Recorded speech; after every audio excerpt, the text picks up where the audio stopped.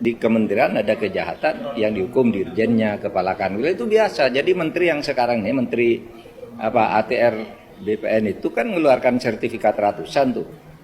Itu gampang maksudnya, ambil satu sertifikat siapa yang tanda tangan. Lalu menteri tidak harus ikut disalahkan karena di dalam hukum itu ada namanya delegasi kewenangan. Yang mempunyai delegasi kewenangan itulah yang ditangkap.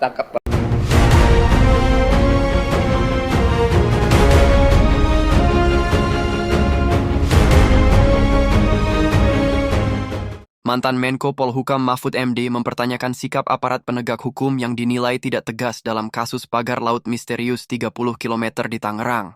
Padahal katanya, peristiwa pemagaran laut itu seharusnya bisa dinyatakan sebagai kasus pidana. Dengan kata lain, pemerintah katanya tidak cukup menyelesaikan kasus pagar laut itu dengan hanya mengambil tindakan membongkar pagar. Segerakan lidik dan sidik. Di sana ada penyerobotan alam, pembuatan sertifikat ilegal, dugaan kolusi korupsi. Tetapi kok tidak ada aparat penegak hukum pidana yang bersikap tegas? Cuit Mahfud di akun X, dikutip Senin 27 Januari 2025.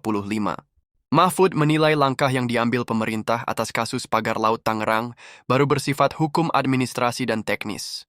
Ia merasa aneh belum ada penyelidikan maupun penyidikan terhadap peristiwa itu. Kasus ini sebenarnya masalah yang sederhana. Tidak adanya koordinasi antar kementerian dan institusi penegak hukum terkait hal ini menjadikan permasalahan ini sulit diatasi. Bahkan karena di dalam hukum itu ada namanya delegasi kewenangan. Yang mempunyai delegasi kewenangan itulah yang ditangkap pertama, lalu tanya, kenapa kamu membuat ini, siapa saja yang terlibat, kan gitu. Jadi menteri tidak usah takut dong. Kemarin saya juga melihat di mana itu di DPR, Bu Titik Soeharto memimpin rapat kan, minta penyelesaian ke Pak.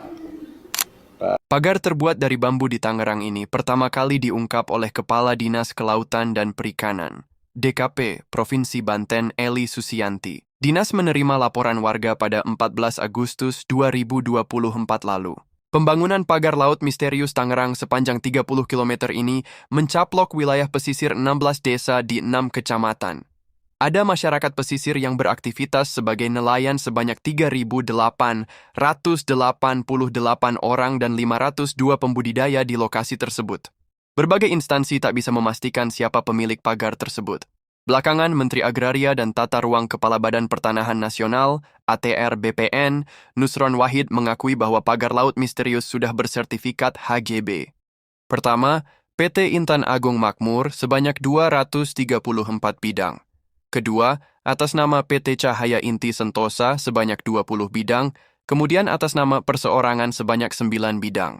Selain itu, ada juga sertifikat hak milik atas nama Surhat Hak sebanyak 17 bidang.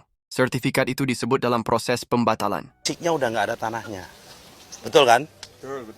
Nah, udah nggak ada tanahnya. Karena udah nggak ada tanahnya, saya nggak mau debat soal masalah garis pantai apa nggak mau itu dulu.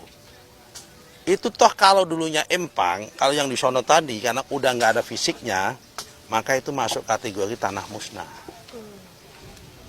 Ya, kalau masuk kategori tanah musnah, otomatis hak apapun di situ hilang. Hak milik juga hilang, hak guna bangunan juga hilang. Kenapa?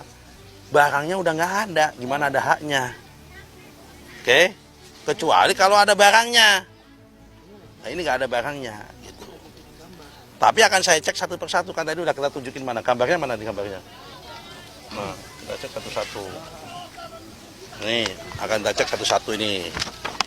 Ya, kita cek satu-satu. One by one, satu sertifikat dengan sekunder kita akan kita cek satu persatu. Kalau memang sertifikatnya ada, tidak ada materialnya semua, otomatis akan kita batalkan satu persatu. Tapi kalau yang ada barangnya kayak di sini, ini empang, ya ada barangnya. Kenapa? Itu dulu masih ada tengahnya, ada wujud tanahnya. Ininya ada ikannya di sini. Berarti ini yang kawasan sini ini aman. Itu materialnya ada gitu loh. Saya kira itu yang bisa saya sampaikan. Pak, hari ini ada yang dibatalkan, Pak? Ada. Berapa bidang, Pak? Berapa bidang Pak hari ini dibatalkan? Ada, nanti kan proses. Ada berapa banyak lah, pokoknya banyak bidang. Tapi yang jelas belum semua hari ini. Proses satu. Kan ngeceknya satu-satu, Mbak. Iya. Jadi sertifikat nomor sekian dicek di mana sini. Oke, satu lagi satu dicek satu-satu. Karena memang aturannya begitu.